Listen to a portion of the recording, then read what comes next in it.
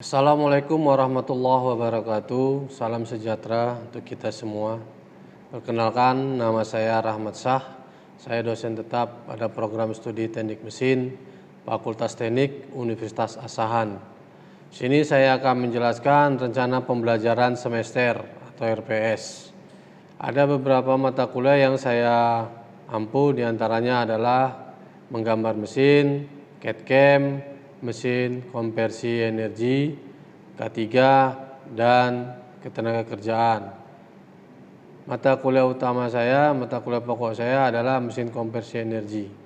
Mesin konversi energi adalah mata kuliah berbobot 2 SKS yang disajikan di semester 4 dengan kode mata kuliah TMJ 401. Capaian pembelajaran. Capaian pembelajaran lulusan ini berkaitan dengan sikap, keterampilan, dan pengetahuan. Yang pertama, bertakwa kepada Tuhan Yang Maha Esa dan mampu menunjukkan sikap religius. Kedua, menunjukkan sikap bertanggung jawab dengan pekerjaan berdasarkan keahliannya. Ketiga, mampu menunjukkan kinerja mandiri, bermutu, dan terukur. Keempat, memiliki kemampuan menemukan sumber masalah, rekayasa, kompleks pada sistem mechanical system melalui proses penyelidikan, analisis, interpretasi data, dan informasi berdasarkan prinsip-prinsip rekayasa. Capaian pembelajaran mata kuliah ini turunan dari CPL atau capaian pembelajaran lulusan. CMK yang pertama, mahasiswa memahami jenis-jenis energi yang dikonversikan dalam mesin konversi energi dan pengelompokan mesin konversi energi. Kita memahami jenis-jenis bahan bakar, proses pembakaran, dan karakteristik pembakaran. CPMK yang kedua, mahasiswa memahami karakteristik siklus kerja turbin uap, modifikasi konfigurasi, dan memahami karakteristik motor bakar torak, oto, serta memahami karakteristik motor bakar diesel dan tekanan terbatas. CPMK ketiga, mahasiswa dapat memahami karakteristik mesin-mesin fluida dan pemanfaatannya. CPMK keempat, mahasiswa memahami karakteristik kerja turbin gas teoretik sederhana dan memahami karakteristik turbin gas aktual, siklus Brayton pada turbin gas. CPMK yang kelima, mahasiswa memahami sistem pendingin, kompresi uap, sistem refrigerasi udara, dan refrigerasi absorpsi. CPMK yang keenam, mahasiswa memahami sistem populasi dan memahami sistem turbojet, turboprop, turbofan, dan tramjet. Yang ketujuh, mengelola pembelajaran secara mandiri. Deskripsi singkat mata kuliah ini adalah, mata kuliah ini bertujuan mengetahui jenis dari energi, memahami prinsip-prinsip kerja dari mesin konversi energi seperti motor bakar, turbin, dan memahami siklus termodinamika serta sistem pendingin maupun fluida dan kerja pompa dan kompresor. Bahan kajian pembelajaran. Dalam mata kuliah ini, mahasiswa akan mempelajari materi yang pertama, prinsip konversi energi, yang kedua bahan bakar, yang ketiga turbin uap, yang keempat motor bakar, yang kelima pompa, yang keenam kompresor, yang ketujuh turbin gas, yang kedelapan sistem pendingin, dan yang terakhir kesembilan populasi. Media pembelajarannya LCD proyektor dan laptop.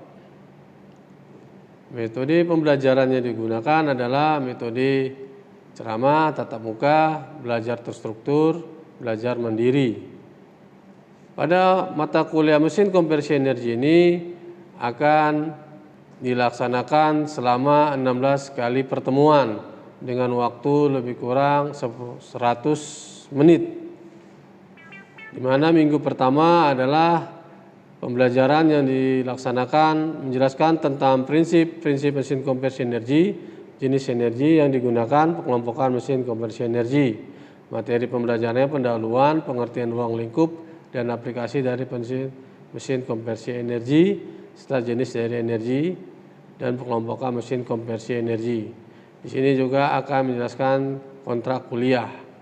Pada minggu kedua akan memahami bahan bakar dan proses pembakaran. materi pembelajarannya, jenis bahan bakar, proses pembakaran, dan karakteristik proses pembakaran.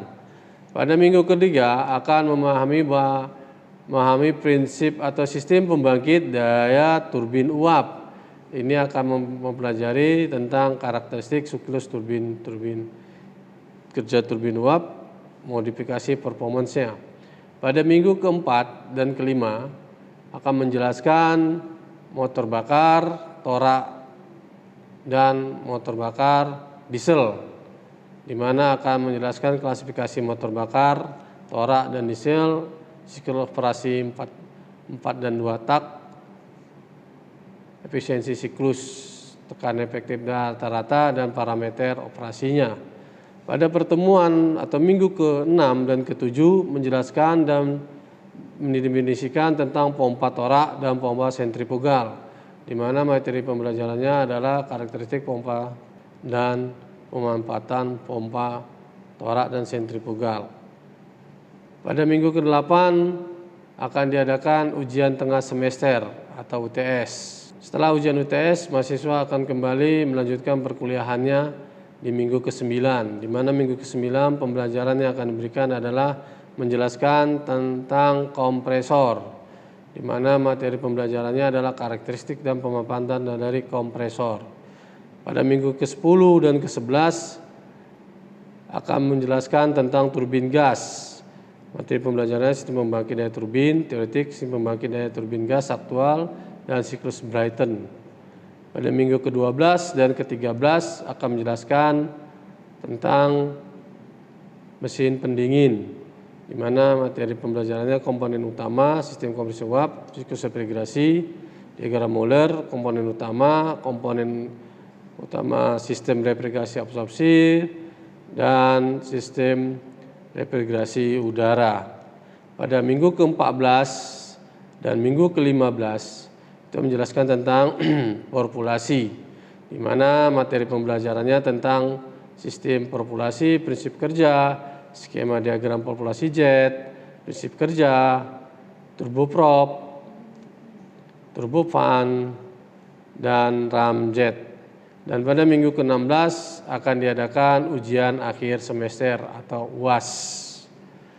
Itu 16 pertemuan yang akan dilaksanakan pada mata kuliah mesin konversi energi. Sebelum perkuliahan dimulai, maka diadakan kontrak kuliah, di mana kontrak kuliah ini nantinya akan ditandatangani atau disetujui oleh kedua belah pihak antara dosen dan mahasiswa, dan ditandatangani oleh dosen dan perwakilan mahasiswa, dalam hal ini adalah Komting. Deskripsi mata kuliah ini bertujuan mengetahui jenis dari energi, memahami prinsip-prinsip kerja dari mesin konversi energi, sistem motor bakar, turbin, dan memahami siklus termodinamika serta sistem pendingin maupun pelida, kompresor, dan pompa. Pada metode pembelajarannya digunakan tatap muka, belajar terstruktur, mandiri, dan ceramah. Atribut soft skill, bertakwa kepada Tuhan Yang Maha Esa, dan mampu menunjukkan sikap religius, menginternalisasi nilai norma dan etika akademik, menunjukkan sikap bertanggung jawab atas pekerjaan di bidang keahliannya secara mandiri. Pengendalian mutu, yaitu pengumpulan tugas tepat waktu.